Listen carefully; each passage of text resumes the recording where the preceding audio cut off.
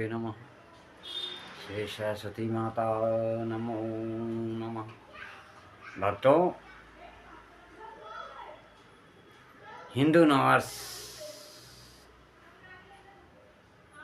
की शुभकामनाओं के साथ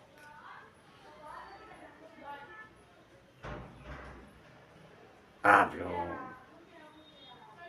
का यह वर्ष, हिंदू वर्ष जो है, अच्छा गुजरे। आप लोग हंसी खुशी से रहें, स्वस्थ रहें। उसके साथ साथ मैं आपको एक अनूठी कहानी सुनाता हूँ। एक चतुर सेठ कंजूस सेठ जो कंजूस और एक चतुर ब्राह्मण की कहानी सुनाता।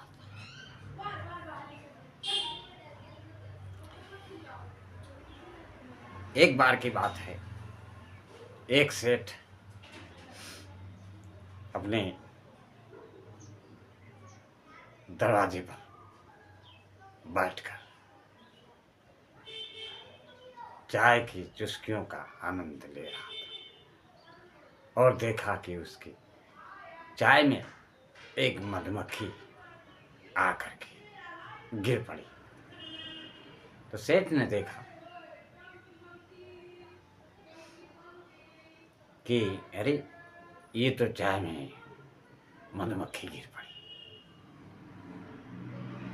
क्योंकि सेठ बहुत कंजूस था, तो उसने सोचा अरे चाय फेंकने से कोई फायदा नहीं, लाओ ये जो मक्खी इसमें डूब गई है उसको भी चूस करके चाय निकाल लेते हैं वापस। तो जब मधुमक्खी को वो चूसने लगा तो उसमें मीठा मीठा स्वाद आया और उसने कहा अरे, ये तो लग रहा किसी हलवाई के दुकान से मधुमक्खी होकर के आ रही है। अब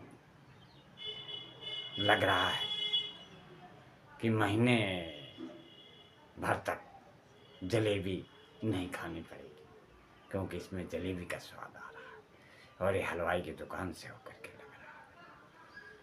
उसी के बाद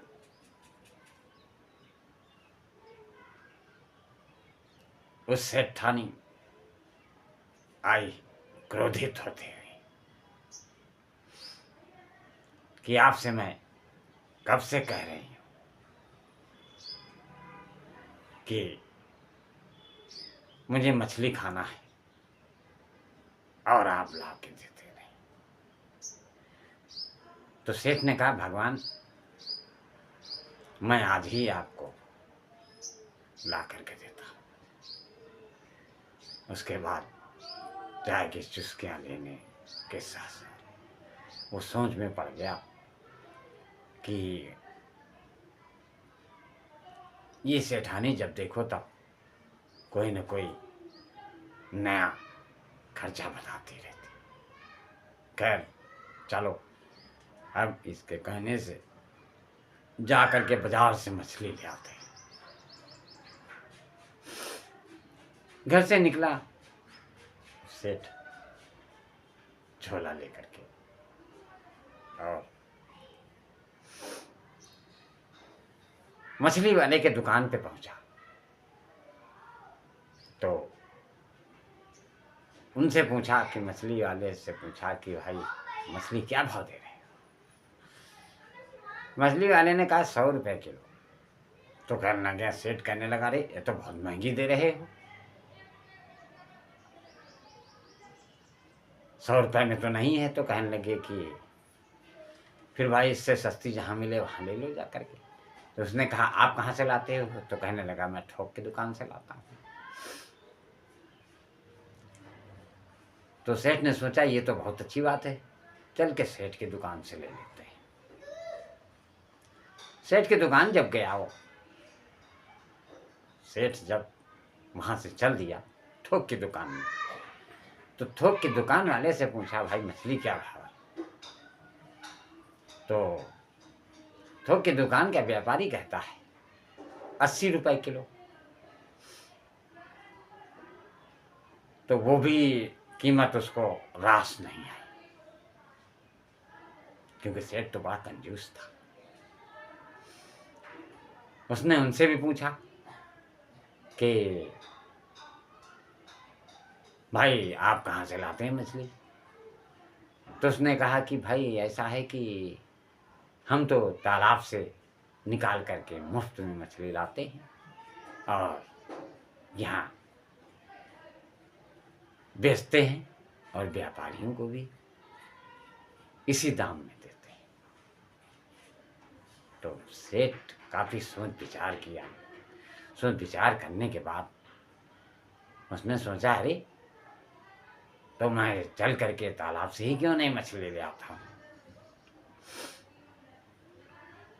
उसके बाद सेठ चल दिया भाई, झोला वोला लेकर के वो अपना तालाब में कूद पड़ा, क्योंकि उसको तैरना तो आता नहीं था और डूबने लगा। भगवान से आराधना की, हे प्रभु मुझे तैरना नहीं आता है और मैं डूब रहा हूँ, अगर मुझको आप बचा लेंगे तो मैं 101 ब्राह्मण दक्षिणा समेत भोजन करवाऊंगा। थोड़ी देर बाद थोड़ा थोड़ा आगे आया तो जब उसके सीने तक पानी रह गया तो उसने कहा, अरे मैं तो आधा बाहर आ गया हूँ, अब मैं मात्र 51 ब्राह्मण ही खिलाऊंगा। फिर थोड़ा थोड़ा बाहर आया, पानी कम हुआ तो उसने कहा 51 ब्राह्मण तो बहुत ज़्यादा है, मैं सोच रहा हूँ कि 21 ब्राह्मण खिलाता हूँ।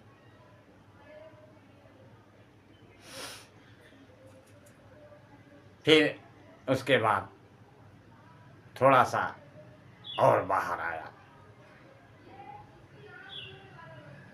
जब कमर तक पानी रह गया तो उसने कहा, अरे 21 तो बहुत ज़्यादा है, 11 ही ब्राह्मण खिलाऊंगा। फिर जब घुटने के नीचे पानी आया तो उसने कहा, अरे 11 तो बहुत है, 1 ब्राह्मण खिलाऊंगा, अब तो मैं निकल ही आया। यही सोचते सोचते वो अपने घर आ गया। व्यापारी, मतलब सेठ जो था व्यापारी, वो सोचते सोचते अपने घर आ गया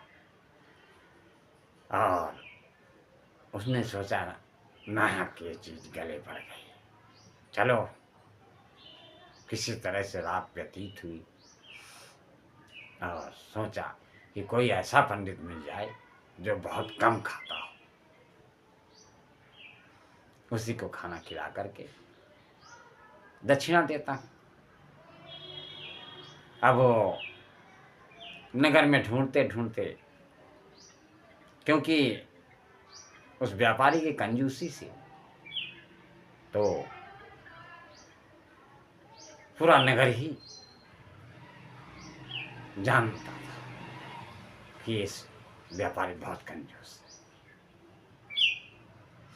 फिर भक्तों वो पंडित के पास गया और पूछा पंडित जी से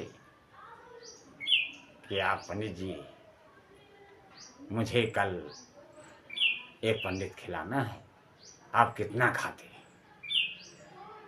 तो कहने लगे, अरे पंडित जी कहने लगे, अरे मेरा स्वास्थ्य ही नहीं ठीक रहता है, मैं मुश्किल से 2 या 4 पूड़ी खा लेता हूँ।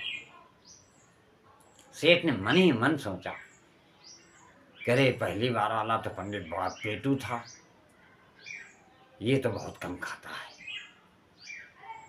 इसी को निमंत्रण दे दिया जाए। तो उस व्यापारी सेठ ने कहा कि ठीक है ब्राह्मणदेव, आप कल आकर के मेरे यहाँ भोजन कर लीजिए। निमंत्रित किया। तो दूसरे दिन से प्रातःकाल से इंतजार करते करते काफी देर हो गया और पंडित जी कहीं बाहर से अपना देख भी रहे थे कि व्यापारी इधर उधर होए तो मैं उनके यहाँ भोजन के लिए जाऊं। खैर व्यापारी को कार्य में देर हो रहा था तो उसने अपनी सेठानी को समझाया कि हम तो जा रहे हैं काम से और ब्राह्मण देव आए तो उनको भोजन करवा करके उनको 11 रुपये दक्षिणा दे देना। अब सेठ जी चले गए, पंडित जी आए तो द्वार खटखटाया, सेठानी निकली। सेठानी ने पंडित जी का चरण वंदना किया। चरण वंदना के बाद उनको ले गई अपने आंगन में, जहाँ आंगन हुआ करता था। पहले बड़े बड़े आंगन हुआ करते थे गांव में, आप लोगों ने देखा होगा। जो लोग गांव के निवासी हैं उन्हें गांव का पता होगा। वहां उन्होंने पंडित जी के चरण धुलवाए। चरण धुलवा ही रही थी कि पंडित जी जोर जोर से रोने लगे। तो सेठानी ने पूछा, अरे पंडित जी आप क्यों रो रहे?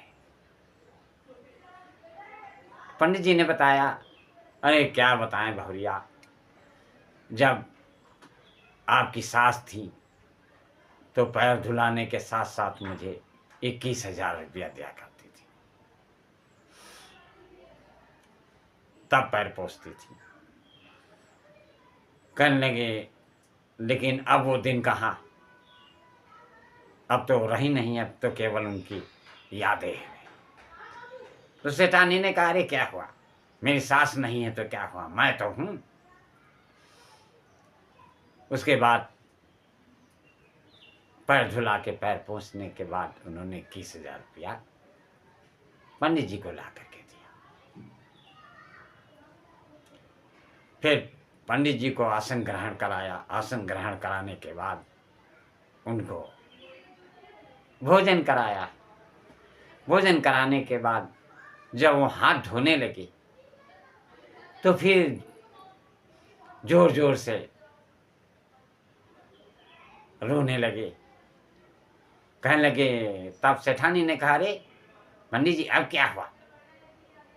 कहने क्या बताएं बहू, जब आपकी सास थी तो भोजन कराने के बाद 51,000 रुपया भी देती थी मुझे, लेकिन अब वो दिन कहाँ, अब तो केवल यादें रह गई हैं। सेठानी ने कहा, ठीक है, अरे वो नहीं है तो क्या हुआ, मैं तुम्हें पैसे दूंगी। और उन्होंने भोजन कराने के बाद 5100 रुपये भी दिए। और जो आपने देखा होगा, ब्राह्मण को भोजन कराने के बाद उसको सीधा आज भी देते हैं, और उन्होंने उनको सीधा भी दिया। दाल चावल आटा सब्जी ये सब जो सीधा में दिया जाता वो भी दिया। पंडित जी बहुत प्रसन्न हुए और सब ले दे करके अपने घर चल दिए, क्योंकि पंडित जी को ये मालूम था कि सेठ जब घर आएगा और सेठानी से पूछेगा तो बहुत गुस्सा होगा और वो मेरे घर भी आएगा। सारी कहानी पंडित जी ने अपनी पंडिताइन को बताया और उनको आगे की कहानी भी समझाया कि जैसे ही सेठ आए तो तुमको क्या करना है। तो जो चतुर पंडित थे तो पंडिताइन तो चतुर होंगी। उसके बाद जब सेठ आए अपने घर तो उन्होंने सेठानी से पूछा कि पंडित जी आए थे, भोजन किया? कहने हाँ भोजन भी किया और उनको मैंने 2 बार दक्षिणा भी दी। जब वो पंडिताइन से सारा उन्होंने सेठानी से सारा किस्सा सुना तो उनको बड़ा गुस्सा आया कि ये तो बड़ा ही ठग पंडित निकला। मैं जाता हूँ, देखो उनसे सब पैसे वैसे ले करके वापस आता हूँ। सेठ जी जब गए तो जैसे ही दरवाजा खटखटाया पंडित जी का, तो योजना अनुसार पंडिताइन ने एक सफ़ेद चादर ला करके पंडित जी को उठा दिया और पंडिताइन बड़ी तेजी तेजी से दहाड़े मार के रोने लगी। हाय मैं क्या करूं, हाय मैं क्या करूं, कल जो पंडित जी गए थे किसी के यहाँ खाना खाने तो वहाँ पता नहीं क्या खिला दिया, वो तो मर गए, अब क्या होगा मेरा, ये है वो दुनिया का वो कहने लगी। तब तक सेठ प्रवेश कर गए अंदर। उन्होंने देखा क्या हुआ, अरे कहने क्या सेठ जी क्या बतावें, कल पंडित जी हमारे गए थे खाना खाने किसी के यहाँ, और वो जो है पता नहीं क्या खा के आ गए कि वो तो मर गए, अब मेरा क्या होगा, कौन मेरा घर परिवार चलाएगा, क्या होगा। तो सेठ जी सोचे अरे ये तो पंडित मेरे ही यहाँ खाना खा के आया है, अब क्या होगा। देश समाज अगर जान जाएगा, मोहल्ले वाले जान जाएंगे तो बड़ा बदनामी होगा। अब सेठ जी ने मारे डर के मारे 21,000 रुपया और निकाल के दिया उनको अपनी जेब से। कहने लगे भाई ऐसा है कि शोर न मचाओ और इनका क्रियाक्रम सब करवाओ, और भी आपके रहने खाने पीने के मैं व्यवस्था कर दूँ। तो सेठ जी ने वो 21,000 तो दिए। उसके बाद 3 महीने का राशन पानी धन सब कुछ व्यवस्था। फिर होते करते पंडित जी काफी दिन शांत रहे, जब तक वो सब चलता रहा। फिर उन्होंने 3 महीने तक दाढ़ी नहीं बनाई। 3 महीने जब व्यतीत हुए तो एक बार फिर वो सेठानी के यहाँ पहुंचे जाकर। सेठानी ने पूछा अरे पंडित जी आप तो मर गए थे, आप कैसे आ गए। तो उन्होंने कहा हाँ मैं स्वर्ग गया था, आपके पूर्वजों को बहुत कष्ट है और वहाँ दाढ़ी बनाने के लिए हजामत वाले कहाँ रहते हैं। मैंने सोचा चलो पृथ्वी लोक में चल करके दाढ़ी बनवा लेते हैं और आपके पूर्वजों की कहानी आपको समझा देते हैं।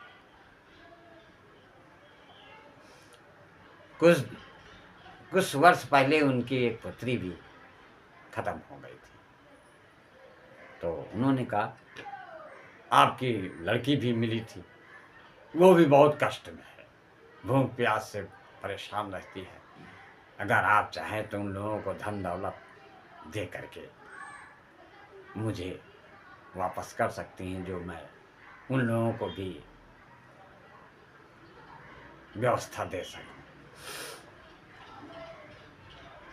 तो सेठानी बहुत दयालु थी, उन्होंने फिर उनको दान दक्षिणा दे करके विदा किया।